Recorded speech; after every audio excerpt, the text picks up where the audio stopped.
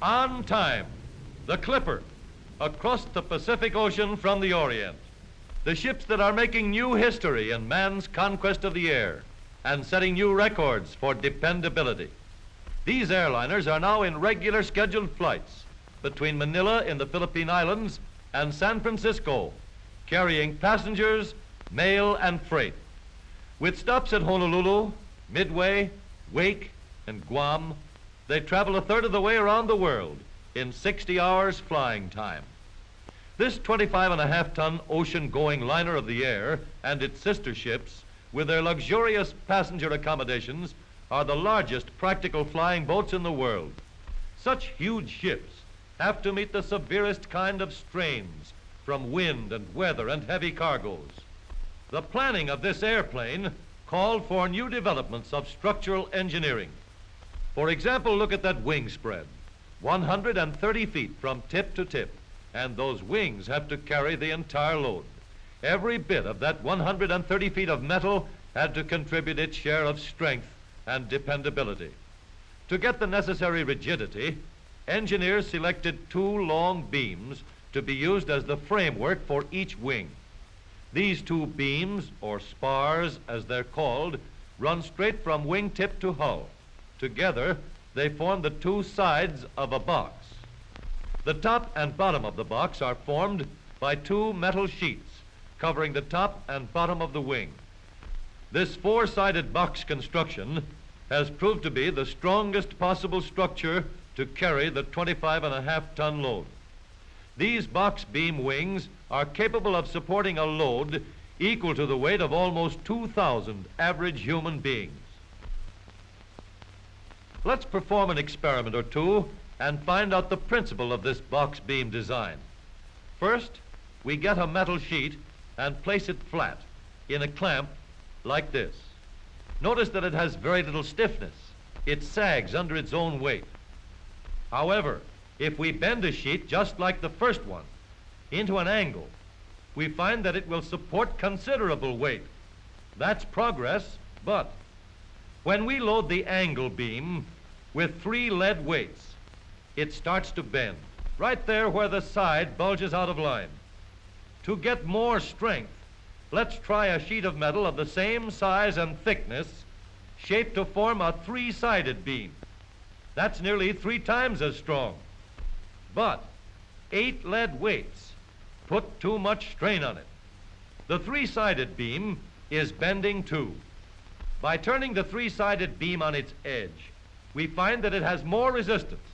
It holds 17 lead weights before the sides bulge out, and it gives way.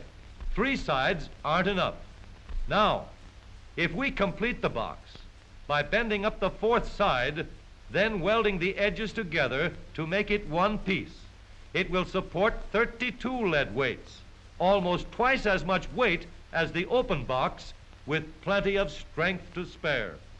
Each side helps to keep the other sides firm and rigid. Even though the 4-sided box is smaller, because we have used up some of the material in making the extra side, it is almost twice as strong. An 81-foot box beam is the backbone of the modern Pullman car, with its splendid record for safety.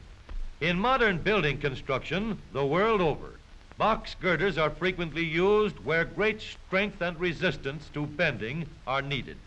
Great steel girders on overhead cranes in factories and steel mills carry loads of hundreds of tons in perfect safety.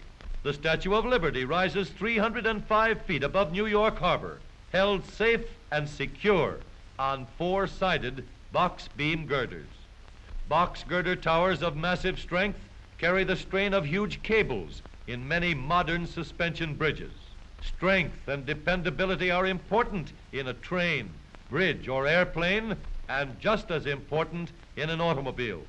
If you ask an automobile engineer what takes the punishment from road shocks and bumps, he'll tell you it's the frame.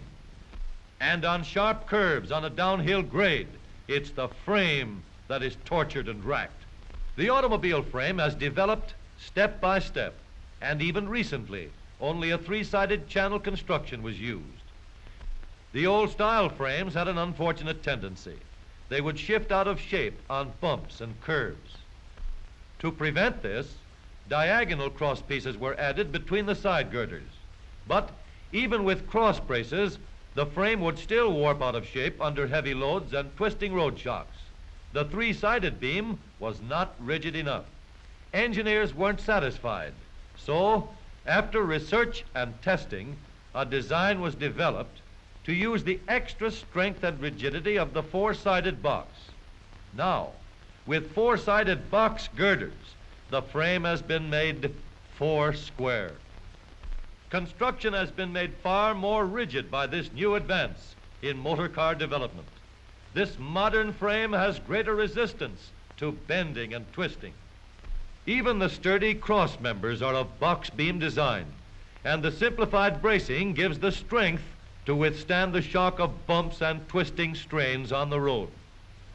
These box girder type frames will support almost unbelievable loads, strains far greater than will ever be met in ordinary service on the highway. These two box-type automobile frames are placed side by side to make a single bridge wide enough for a roadway, with planks laid crosswise to make a level floor. Now, here comes the test.